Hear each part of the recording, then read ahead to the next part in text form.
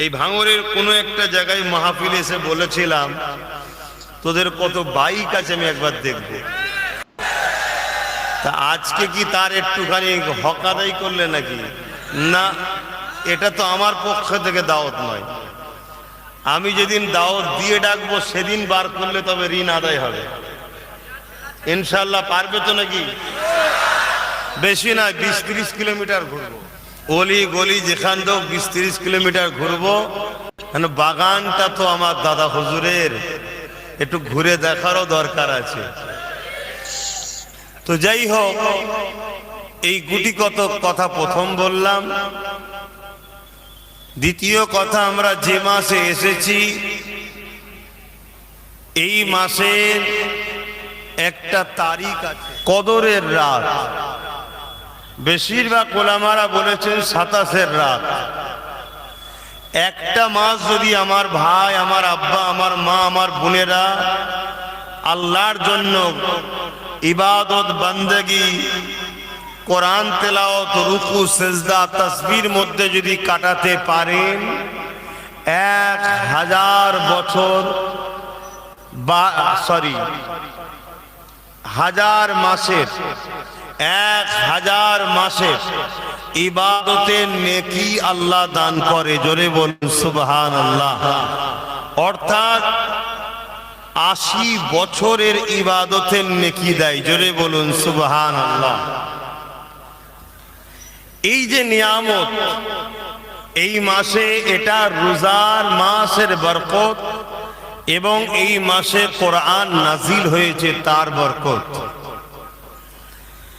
এই রমজান মাস এসেছে তাকওয়া পরহেজগারির জন্য। এই রমজান মাস এসেছে আল্লাহ ও বান্দার সঙ্গে সম্পর্ক জোড়ার জন্য।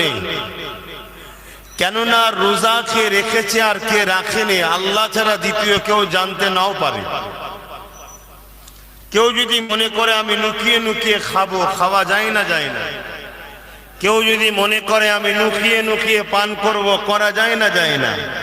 লোক তো উজু করতে করতেও 2 ঢোকলে নিতে পারে, পুকুরে ডুবতেও তো 2 ঘট নিয়ে দিতে পারে। কিন্তু এই রোজা একমাত্র ইবাদত যেটা বান্দা আর আল্লাহর সঙ্গে সম্পর্ক এত গভীর করে, যেখানে লোক দেখানোর কোনো ব্যাপারই নাই, সম্পূর্ণটা আল্লাহর জন্য। জোরে বলুন সুবহানাল্লাহ। তাই আল্লাহ রাসূল বলছেন as-সাওমু লি ওয়া আনা আজজি বিয়াদিয়া। রোজা আমার আল্লাহ জানাচ্ছে এটা আমার খাস ইবাদত, আর এর পুরস্কার হলাম আমি আল্লাহ নিজে। জোরে বলুন সুবহানাল্লাহ। প্রত্যেকটা জায়গায় পুরস্কার দেয়, উপঢৌকন দেয়। তা আল্লাহ বলছেন রোজাদারকে তো এটা পুরস্কার দেবো। রোজাদারের পুরস্কার কি? আমি আল্লাহ নিজে হলাম রোজাদারের পুরস্কার। জোরে বলুন সুবহানাল্লাহ। অর্থাৎ যারা রোজা রাখলো তারা পুরস্কার হিসাবে আল্লাহকে পেল। জোরে বলুন সুবহানাল্লাহ। রোজাদাররা কিয়ামতের দিনে সবার চোখের আড়ালে দ্রুত আল্লাহর জান্নাতের দরজার গোড়ায় পৌঁছে যাবে। জোরে বলুন সুবহানাল্লাহ।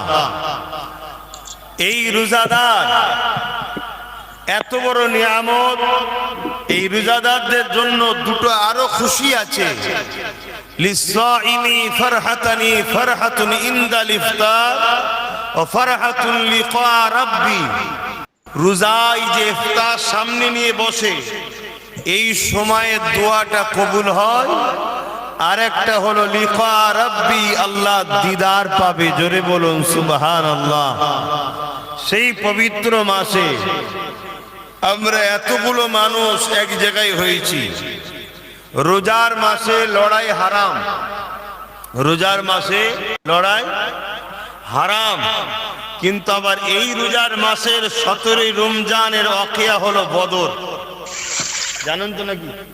হ্যাঁ, রোজার মাসে লড়াই করা কি হারাম। আল্লাহর পবিত্র মাসের সম্মানার্থে এই মাসে লড়াই করতে নাই। কিন্তু এই মাসেই আবার ইসলামের প্রথম বিজয়, জুলুমের বিরুদ্ধে মজলুমের পক্ষে, অন্যায়ের বিরুদ্ধে ন্যায়ের পক্ষে গরিব খোদার্তদের পক্ষে শোষণকারীদের বিরুদ্ধে যে লড়াই বদরে হয়েছিল, 17ই রমজান সেই দিন ছিল। তাহলে একদিকে যেমন লড়াই করা হারাম, অপরদিকে ইতিহাসের প্রথম যে ইতিহাস আজও পৃথিবী শুনলে অবাক হয়। আমি একটু সংক্ষেপে একটু বলি নাকি, একটু ধরিয়ে দিই, সব জানেন আপনারা। আজও দুনিয়া অবাক হয়, একদিকে মাত্র 313 জন, আর একদিকে 1000-এর ওপরে, 1000 ওপরের বাহিনী যারা, তারা আসছে মক্কা থেকে। আর 313 জন যারা, তেনারা জানছেন নিজের মাতৃভূমি, নিজের পরিবার, নিজের সন্তান, নিজের আওলাদ কে বাঁচাবার জন্য ডিফেন্সে যাচ্ছে মদিনা শরীফ থেকে। ভৌগোলিক পরিস্থিতি বুঝবেন, শয়তান মানুষ রূপে কিছু আছে, তারা আবার এই রোজার মাস থেকে টার্গেট বেশি করে।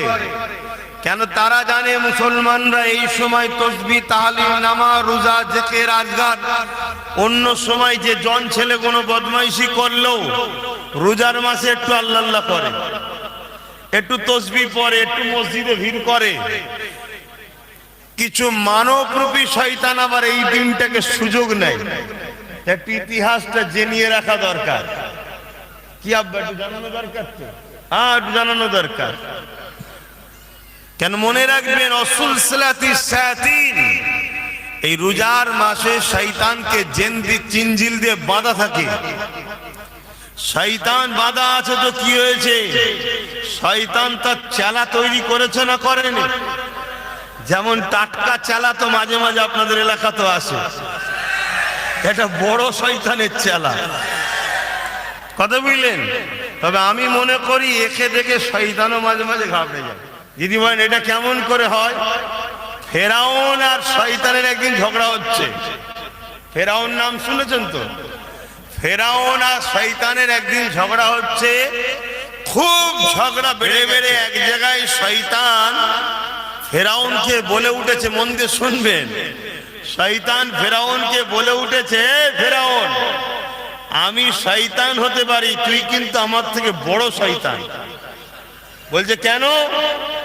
বলছে আমি এত বড় শয়তান হওয়ার পরও নিজেকে খোদা দাবি কখনো করিনি, আর তুই এত বড় শয়তান, আনা রব্বুকুমুল আলা দাবি করেছিস, বড় খোদা দাবি করেছিস, অতএব তুই আমার থেকে বড় শয়তান। আমি কেন আগে কথা বললাম যে এই শয়তানকে দেখে শয়তানও টেনশন পায়। সেদিন ফেরান ডাইরেক্ট শয়তান দাবি করেছিল, আজকে তোমাদের এলাকার যে আবির্ভাব শয়তান, ও শয়তান নিজে খোদা দাবি করেনি, তার চেলাকে দিয়ে বলেছে আমাকে খোদা বল। বলেছে না বলেন? এজন্যই বললাম যে একে দেখেও মনে হয় শয়তান মাঝে মাঝে কথা বুঝলেন। এই রোজার মাসে একদিকে তাহলে 1000, আর একদিকে 313 জন, 1000 জন আসছে জুলুম করতে। মক্কা থেকে গাইজুয়ারি 30 কিলোমিটার অতিক্রম করে আসছে। উদ্দেশ্য কি? মদিনা শান্ত পরিবেশকে নষ্ট করব। শুনছেন? আর মদিনার লোক যাচ্ছে কি জন্যে? আবু জেহেল, উতবা, সাইবা, এই যে 1000 বাহিনীর হাত থেকে পরিবার, মা, বোন, প্রতিবেশী মদিনাকে নিরাপদে রাখবো। শুনছেন?